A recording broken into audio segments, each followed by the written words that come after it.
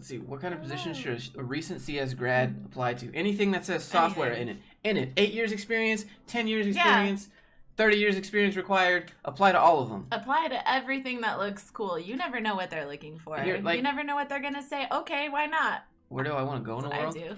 Answer that one. What one? How are counter offers handled internally?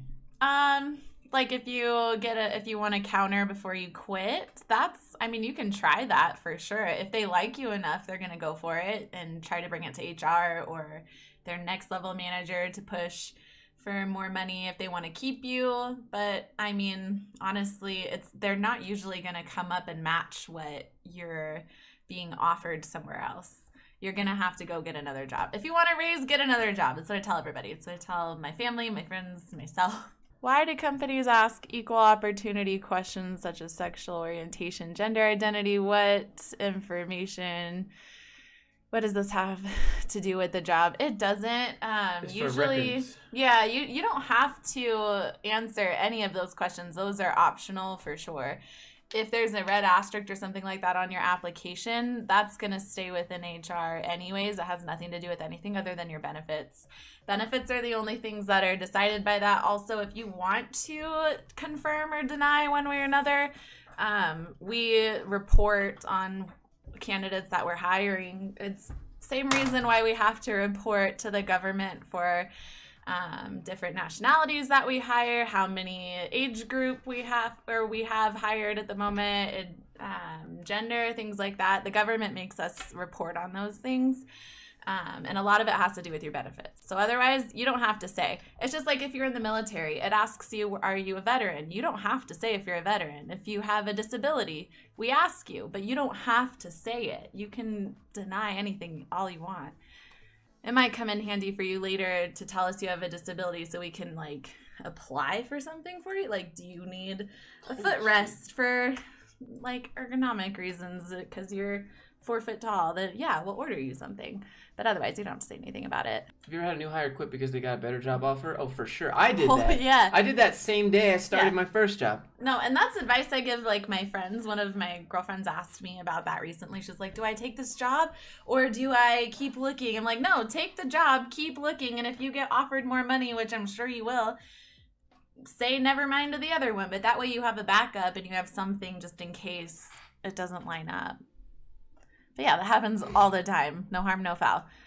Be nice about it, though, if maybe you ever need to go back to them in the future. But otherwise, yeah, whatever. All right. That's a good question. Okay. Go for that one. Okay, remember that, though. But read it out loud so they know which one you're doing. Which one? That one. Okay. I missed some jobs because I'm in the National Guard when they ask me about how often I work for them. How do I word it so they don't skip past me for someone that can always be there? You can't be discriminated against because of that, and we are legally required to give you that time off. So that's not going to be an issue for you. It may be something else that they're going to skip past you for, but honestly, you don't have to mention it until after you're hired. So you can say it if you want to, but you don't have to mention it until later. Martin, thanks for the 5. You didn't have to do that, man. Appreciate that. Wait, that was a good question. What point does HR learn your age? Yeah, if they legally can't ask you. Yeah, we can ask. You don't have to tell us, though. We learn your age when it's based on your background check or which you consent to, or your benefits enrollment. Otherwise, but that stays within HR. We're not allowed to tell your manager. We're not allowed to tell anybody your age. If they want to do things sometimes we'll get emails from managers that are like, we want to wish them a happy birthday. When's their birthday? So we can order a cake or whatever. We can tell them the day of your birth. We can't tell them anything else. And honestly, we can't even tell them the day of your birth unless you consent to us telling them that. So you can keep that to yourself all you want. Fiverr for freelance? No. You have to pay money. Okay, well, Fiverr. So the thing with Fiverr is that it costs money and they can take your tips. And now, whatever. I get the platform. They take a percentage of your money when you complete a job, but I'm not okay with people taking your tips. Tips are yours. You're already getting your money. Don't take my tips. It's I don't know. That's my main issue with Fiverr is that they can take your tips. Mm-hmm. And they do. They take a percentage of your tips. And if you want to go get tipped outside the platform, they will sue you. Or they can sue you, I guess. So, like, I don't know. And the problem is you have to drive traffic to you. So it's like Twitch. You're going to be on page 45 of whatever you're freelancing in. Why should people pick you? People are going to go to the people with the most reviews and 5 stars that are already at the top. So again, you're going to have to, it's marketing. What comes up in a background check? That's a good question. Oh, background check. So you can just, like, you can ask for different things. We can totally be like, yeah, we want to know education or criminal records. A lot of people will only ask for criminal records, but we can do that. We can find out you have to consent to all of this, by the way. So things that you consent to on a general background check are going to be your education, your criminal record, and places that you've worked before. It'll also show everywhere that you've lived, which is normal. It just confirms basically that you did live in those places. That's why you have to say, like, your last 7 years of addresses and things like that. If they want to know your past salary, you have to sign a separate form consenting for them to also ask your salary. Otherwise, we can't say anything about it. So, and then that stuff isn't even going to necessarily hinder you. If you're not doing a job where you have to drive for work, like if you're not doing deliveries or you're not like driving a truck or something like that, if you had a DUI, we make a judgment call and we're probably not going to dox you for that because it doesn't have anything to do with your job. If it's a drug related charge or something like that, then yeah, because it might hinder you in the workplace or cause problems down the road. But never be scared for the background checks. Just have an explanation. They're not just going to deny you based on it. They'll give you an opportunity to explain in most cases. They can, but usually they'll ask you to explain. And if it's nothing or if it's not recent, then it's fine. Usually they only go back about 7 years too. So what do you do if your ex-boss tries to sabotage you by giving a malicious or bad job reference? Hey, here's the fun fact. Your new company is not allowed to ask them anything other than your job title and your dates of hire. So never give your manager's phone number, even when they kind of ask for it. Give HR's number because HR knows the law and we're not allowed to answer any questions like that. Your old boss doesn't know and they might. So yeah, it opens up the company for risk, but like I said, they don't know. So they might do that. Yeah, I've never given an old manager, even the ones who like me. I just don't do it. There's no point. So, all right, that's not anything they have to answer. I got a couple questions. Yeah. Someone said, how can I handle talking about being fired? Never tell them that you were fired. No. Never ever say never. that. If you got fired, always say that you were laid off. They can't find out. There's no, you were not. That's why I say it too. Don't give your manager's phone number. Give your HR department's phone number for references or whatever they're asking for, because we're not allowed to tell them if you got fired, what reason you were let go for, anything like that. Just tell them it didn't work out. You look for new opportunities. You wanted to go back to school. You took a new direction. You're trying to learn something else. You saved up money to take time off to try and learn more and find a new job, something like that. You can make it up, but never tell them you were let go. There's no way to confirm it. So why would you do that? Someone said, can I discuss my entrepreneurship experience in my interview? Do not do that. They're going to think that you are not going to prioritize your job. Like, they're going to think that you're just going to focus on your side hustles and being an entrepreneur, because if you're an entrepreneur type person, then you're always going to want to do your own thing. And they know that. Your CEO knows that. He's looking... Bosses are looking for people that don't want another option. Bosses are looking for people that want to go all in on their job.